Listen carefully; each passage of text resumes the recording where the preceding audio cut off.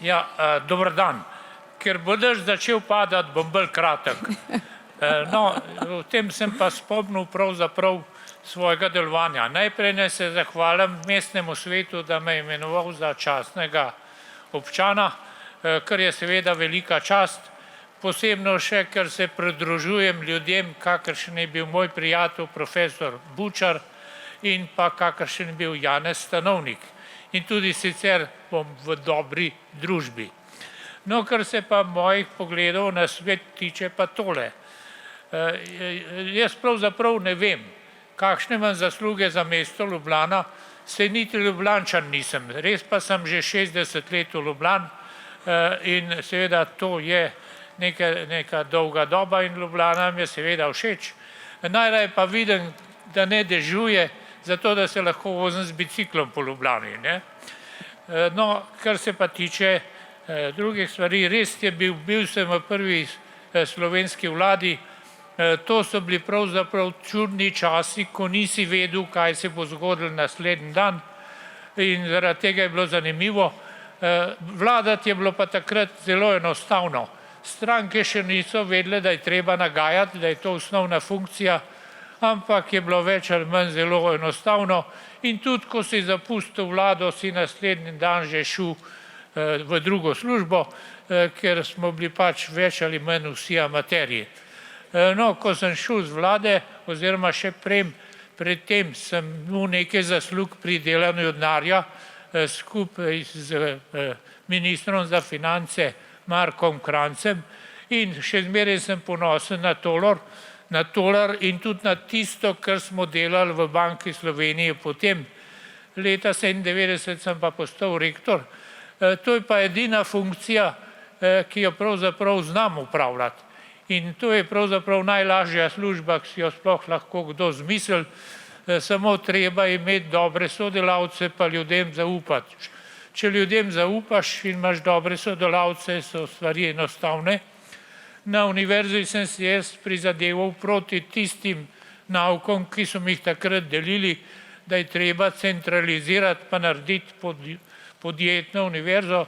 Jaz verjamem, da univerza ni zato, da dela ljudi s visoko dodano vrednostjo, ampak da je osnovna funkcija univerze, da naredi ljudi, ki znajo misliti in ki znajo tudi dvomiti. Toliko o tem.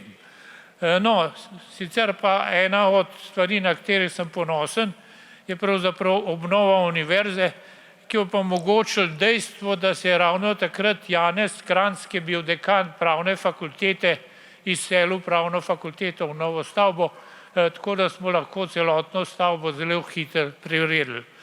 Ker so v tistih časih podjetja še rada dajala denar, to ni bilo zelo težko narediti, nismo imeli nobenih problemov pri gradnji, nobenih razpisov in podobne stvari, delali smo lahko, kot smo hoteli, glede tega pravzaprav bila stvar enostavna. Kar se političnih pogledov tiče pa tole. Jaz sem socialdemokrat. Socialdemokrat sem postal že v srednji šoli in sem se tega naučil v Hamburgu, kjer sem delal na podzemni železnici v počitnicah. No, in takrat, ko smo delali, so delavci v ponedeljkih razpravljali o politiki, ne pa o nogometu, oziroma več o politiki kot o nogometu. Od takrat sem pač tudi socialdemokrat. Potem sem bil med ustanovitelji še Tomšičeve socialdemokratske stranke.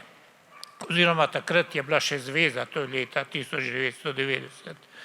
Za politiko nimam nobenega daru, zato sem po enem letu politiko zapustil in ugotovil, da v politiki lahko deluješ samo, če si pripravljen kar naprej delati nekaj drugega, ne tisto, kar verjameš sam, da je treba delati, tako da je pač ta politično delovanje je bilo neuspešno. Edina funkcija, ki sem jo uspešno upravil, je pravzaprav rektorska funkcija. Če pogledam še, kaj mi je v tej družbi všeč ali pa ni všeč, res, da so zdaj težji časi, zaradi tega, ker je pač težko vladati, ampak kar me moti je to, da je Slovenija postala precej zagatna družba, medtem ko je bilo čist nekaj drugega takrat, ko smo bili v prvi vladi, takrat ni bilo nobenih ideoloških delitev, prišli smo z različnih koncev, nismo se spraševali, odkot je kdo, zdaj pa pač bilo, zdaj pa nekako to drugače.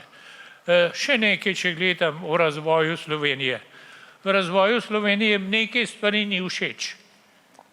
Eno od teh je, da smo praktično prodali vse, kar smo imeli, tega več nimamo, vse je prodano od letališč pa do večine podjetij, to je prvi problem.